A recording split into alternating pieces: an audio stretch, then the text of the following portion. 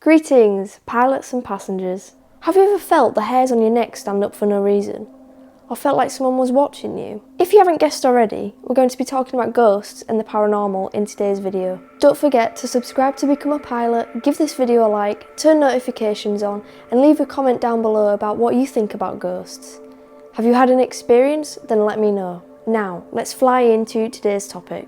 Ghosts, ghouls and ghastly apparitions have always seemed to mystify the population. We love to wonder about things that go bump in the night. We sprint upstairs after turning the light off, fearful of the monsters and ghosts or ghouls that might lurk in the dark, and seem captivated by movies that feature haunting spectres and terrifying possessions. But what are ghosts? A quick Google search will tell you that a ghost is an apparition of a dead person which is believed to appear or become manifest to the living, typically as a nebulous image. The traditional belief is that ghosts are somehow stuck on Earth. They show themselves to the living asking for help because they don't know that they're dead, therefore need help to be able to move on. But I don't think it's as simple as that. There has to be more to ghosts and spirits than being trapped on Earth or having unfinished business. Throughout history, the existence of ghosts has been debated and discussed by artists, writers and scientists alike. Ghost sightings have been reported as far back as the Roman times, ancient Egypt, and exist in different cultures from around the world such as China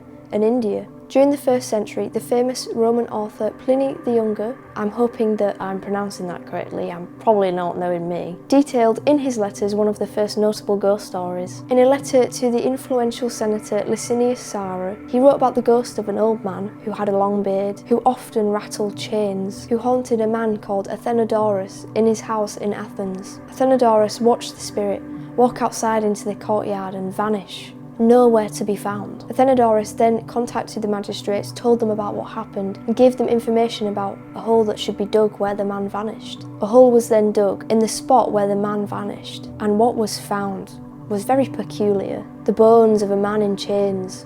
Very spooky. Of course, this is just one of many ghost stories that Pliny the Younger detailed in his letters. However, in this case, Pliny urged Licinius to consider these testimonies and stories, saying, "The subject deserves your examination, and I trust I am not altogether unworthy of sharing in the abundance of your superior wisdom. And though you should, as usual, strike a balance between two opposing views, yet I hope you will lean more on one side than on the other." It makes you think, why did Pliny the Younger, a famous Roman author, urge the senator Licinius Sara to investigate reports of paranormal activity and these very odd ghost stories? In ancient Egypt, ghosts were taken very seriously. The very thought of doubting the existence of the paranormal and the afterlife was out of the question. Egyptians believed that once a person dies, their soul will travel to the Hall of Truth to be judged by Osiris and his council of 42 judges. Their heart would be weighed in balance with the white feather of truth. If lighter than the feather, the individual would journey to the afterlife, where they would live in a world that mirrored ancient Egypt, known as the Field of Reeds. However,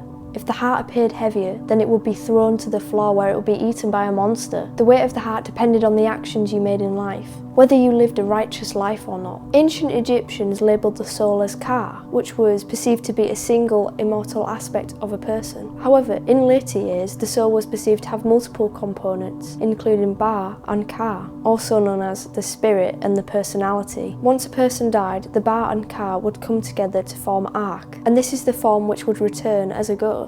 It was believed that those who were being harassed by ghosts, including seeing apparitions, were being targeted for a reason. They may have wronged the spirit who is harassing them, so would have to plead to them directly, and if this failed, they would have to get an Egyptian priest involved to resolve spiritual matters. For ancient Egyptians, there was differences between the terms ghost and spirit. Ghosts were individuals who were restless and returned to Earth for a reason, while spirits enjoyed the afterlife in the Field of Reeds. More recently, ghosts and spirits have been associated with spiritualism and the ability to communicate with deceased loved ones through mediumship. It is believed that the popularity of the spiritualist movement is associated with the paranormal reports made by the Fox sisters in March 1848. Kate and Margaret Fox alleged that they had made communication with the spirit of a murdered peddler in their house, and they communicated with this spirit using rapping sounds, which was presented to neighbours who visited to witness this occurrence. Their communication with spirit led to the rise in popularity of the phenomenon known as table tipping, and more people began seeking out mediums to communicate with their deceased loved ones through seances. Spiritualism is a movement that has continued to this day, with those who follow it believing in the concept that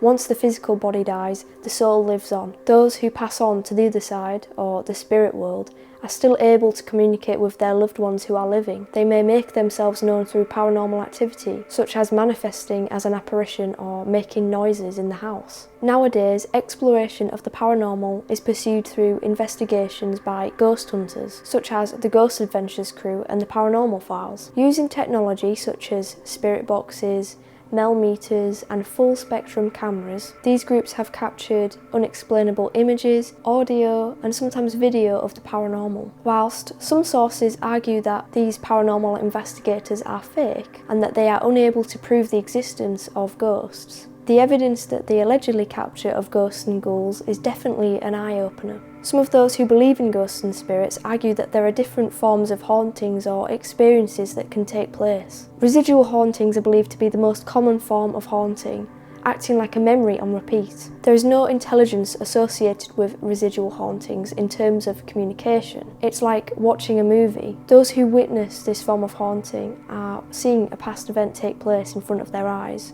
or they may hear sounds associated with it, often tied to that location. Intelligent hauntings involve the ability to communicate with the spirit. A ghost actively seeks to interact with the living and make itself known. A spirit may make noises, move possessions, or try to signal that they are present. For example, you may smell a familiar perfume that you associate with a deceased loved one sometimes, or hear your name being called out loud. Those who report experiencing intelligent hauntings also say that they have experienced chills, goosebumps and the feeling of being watched. The majority of these hauntings are not malicious. They are just spirits looking to communicate with us, and they may even be our loved ones. However, there are some instances where intelligent hauntings are believed to be demonic or dangerous, whereby an entity seeks to cause harm to the living through escalating activity from small disturbances to eventually physical attacks, and in some rare cases, even possession. But don't focus too much on the negative side of spirits in the paranormal.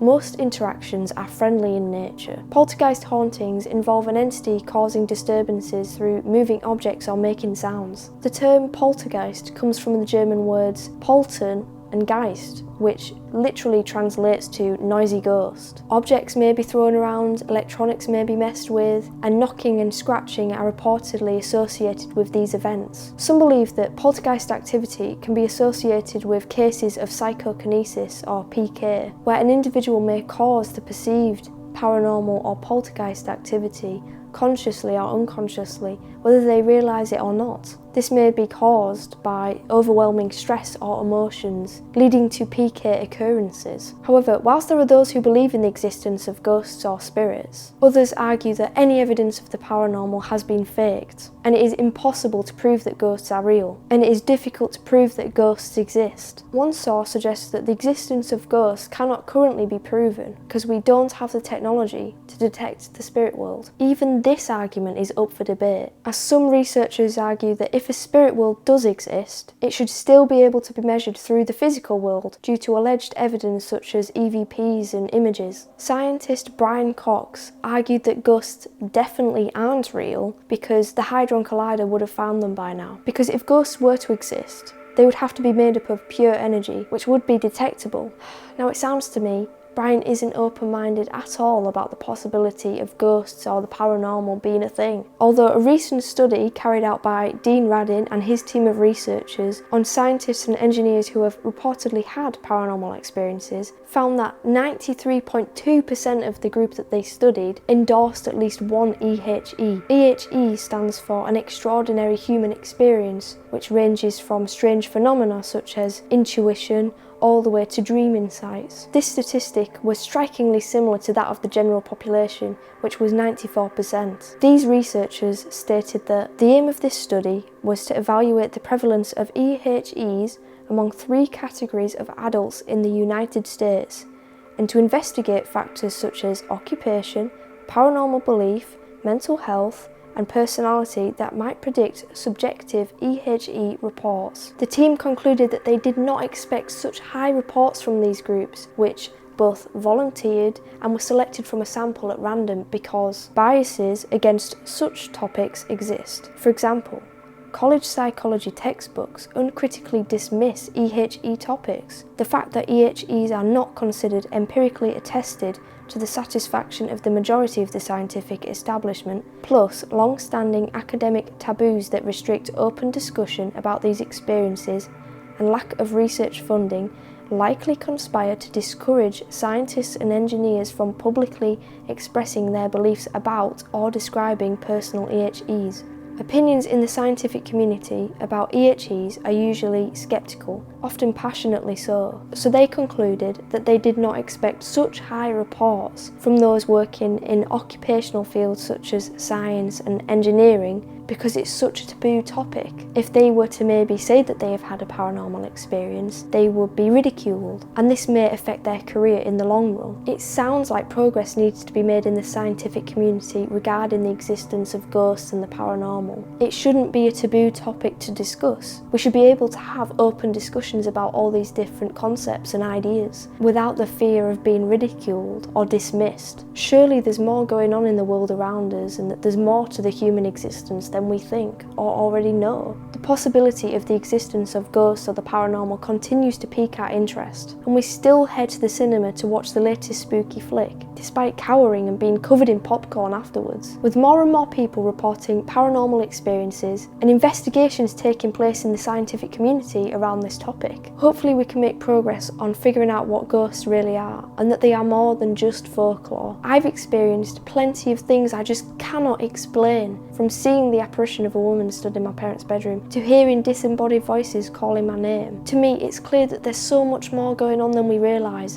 and it's time that we should take steps to investigate this phenomenon. This is a topic that shouldn't be ridiculed when it is discussed. If you enjoyed today's video and want to transition to pilot, subscribe to Dare to Fly today and get ready to take flight. Have you had a paranormal experience or seen a ghost? Let me know down in the comments below. I'd love to hear about what happened. And as always, fly high, fear less.